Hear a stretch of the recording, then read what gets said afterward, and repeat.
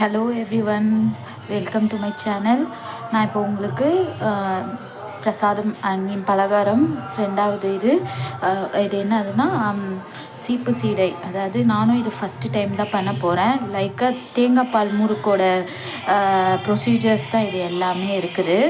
So அது எப்படின்னு பண்ணுறதுன்னு நம்ம பார்க்கலாம். அதுக்கு தேவையான பொருட்கள் என்னென்னா, அரிசி மாவு வந்துட்டு இது வந்து 1/4 கிலோலேருந்து அரை கிலோவுக்கு குறைவாக ஒரு 3/4 கிலோ அளவுக்கு எடுத்து வச்சுருக்கேன். அண்டு இது வந்துட்டு உளுத்தம்பருப்பு மாவு அண்ட் பாசிப்பருப்பு மாவு ரெண்டுமே வந்துட்டு தலா 100 கிராம்ஸுன்ட்டு வச்சு எடுத்து வச்சுருக்கேன். ட்ரை ரோஸ்ட் பண்ணிவிட்டு மிக்சியில் பொடிச்சு வச்சுருக்கேன். சரிங்களா? பாசிப்பருப்பு, இது உளுத்தம்பருப்பு. அப்புறம் வெள்ளை எள்ளு எடுத்து வச்சுருக்கேன். கொஞ்சம் சால்ட்டு, ஏலக்காய் தூள். இது வந்துட்டு தேங்காய் பால், அரை மூடி அளவுக்கு தேங்காய் பால் வந்துட்டு ஒரு first time and second time அப்படின்லாம் இல்லை, ஒரு டைம் ஃபஸ்ட்டு எடுக்கிறீங்களா அந்த பால் தான். அதில் வந்து 1.5 ஸ்பூன் அளவுக்கு சர்க்கரை போட்டு கொதிக்க விடக்கூடாது. ஸ்டவ்வில் மீடியமாக வச்சு நம்ம என்ன பண்ணணும்னா கலரி கொஞ்சம் சூடு பண்ணி இளஞ்சூடாக வச்சுருக்கேன். ஓகேங்களா? இதுதான் தேவையான பொருட்கள். ஓகே, இப்போது நான் வந்துட்டு மாவு ஜலிக்கிறதுல 3 மாவு, அரிசி மாவு அண்டு அந்த உளுத்தம்பருப்பு மாவு, பாசிப்பருப்பு மாவு 3த்தையும் ஜலிச்சு வச்சுருக்கேன். அரிசி மாவு நம்ம எப்போதும் கடையில் வாங்குகிற ரெகுலர் மாவு தான். நான் எதுவும் ஸ்பெஷலாக அதுக்கெலாம் கிடையாது, அதே தான். இப்போது 1-2 ஸ்பூன் அளவுக்கு எள்ளு அண்டு தேவையான அளவுக்கு ஏலக்காய் பொடி அண்ட் பிஞ்ச் ஆஃப் சால்ட் போட்டுக்கோங்க. இப்போ நான் வந்துட்டு ஒரு 50 கிராம் அளவுக்கு வெண்ணெயும் 2 ஸ்பூன் அளவுக்கு நெய்யும் சேர்த்து உருக்கி ரெடியாக வச்சுருக்கேன். அதை நம்ம பாருங்கள், நல்லா சூடாக இருக்குது. இது இப்படி ஊற்றுறப்ப நல்லா புறன்னு இந்த மாதிரி வரணும். ஓகேங்களா? அந்த மாதிரி காய்ச்சி வச்சுக்கோங்க. நெக்ஸ்ட்டு தேங்காய் பால், கொஞ்சம் கொஞ்சமாக நம்ம தேங்காய் பால் விட்டு மாவு பிசைய போகிறோம். ஓகேங்களா?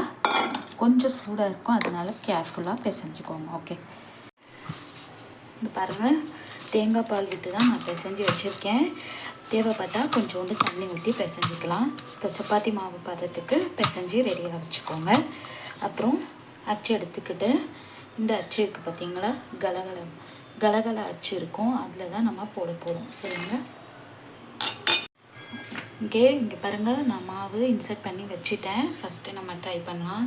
ஃபஸ்ட்டு இதில் நம்ம ரெடி பண்ணி எடுத்து வச்சுக்கலாம். இந்த மாதிரி கட் பண்ணிக்கோங்க.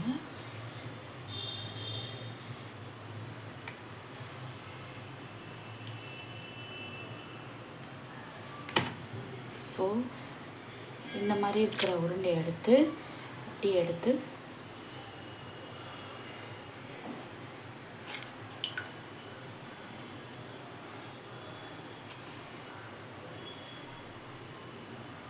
மாதிரி ரவுண்டாக ரெடி பண்ணிக்கணும். ஓகே, இங்கே பாருங்கள், இந்த மாதிரி ரவுண்டாக உருட்டி வச்சுருக்கேன். இந்த மாதிரி ரவுண்டாக நம்ம அச்சிலேருந்து வந்ததுக்கப்புறம் இந்த மாதிரி கையால் சுற்றி வச்சுருக்கோம். இன்கேஸ் உங்களுக்கு வரலை, சாட்டிஸ்ஃபைடு இல்லைன்னா நார்மலாகவே நீங்கள் நம்ம இது பண்ணுறோம்ல, இந்த மாதிரி இப்படியே ஸ்ட்ரெயிட்டாக போட்டு கூட நம்ம எடுத்துடலாம். ஓகே, எண்ணெய் காய வச்சு வச்சுருக்கேன். நம்ம வந்துட்டு ஃபஸ்ட்டு இது எல்லாத்தையும் போட்டு எடுக்கலாம். ஓகேங்களா? அதே மாவில் நான் இப்போ வந்துட்டு சீடை மாதிரியும் உருட்டி வச்சுருக்கேன். இப்போது இது நம்ம வெடிக்காமல் இருக்கிறதுக்கு போர்க்கு வச்சுட்டு என்ன பண்ணோன்னா, லேசாக அப்படி எல்லா பால்ஸ்லேயும் இப்படி இது பண்ணி விடுங்க. அப்போது எண்ணெயில் போடுறப்ப வெடிக்காது, அதுக்காக. ஓகேவா? இப்போ பாருங்கள், சீப்பு சீடையும் நார்மலாக சீடையும் நான் போட்டுட்டேன். ஒன்று கூட வெடியலை. ஸோ கரெக்டான கன்சிஸ்டன்சியில் மாவு இருக்குது. ஓகேங்களா? இதை பாருங்கள், ஷேப்பு நீங்கள் நான் சொன்னேன்ல, இதே மாதிரி போட்டு பாருங்கள். இன்கேஸ் வரலன்னா அப்படியே கூட நீங்கள் பண்ணலாம். சரிங்களா? அண்டு இந்த சீடை டைப்பாகவும் நான் பண்ணியிருக்கேன். ஸோ இது ஒரு செமி ஸ்வீட் ரெசிபி. ஓகே, தேங்காய் பால் கொஞ்சம் சக்கரெல்லாம் ஆட் பண்ணியிருக்கிறதுனால. ஓகே, நீங்களும் இதை பலகாரம் ட்ரை பண்ணி பாருங்கள். Happy Krishna Jayanthi to all. Thank you. Bye. See you later.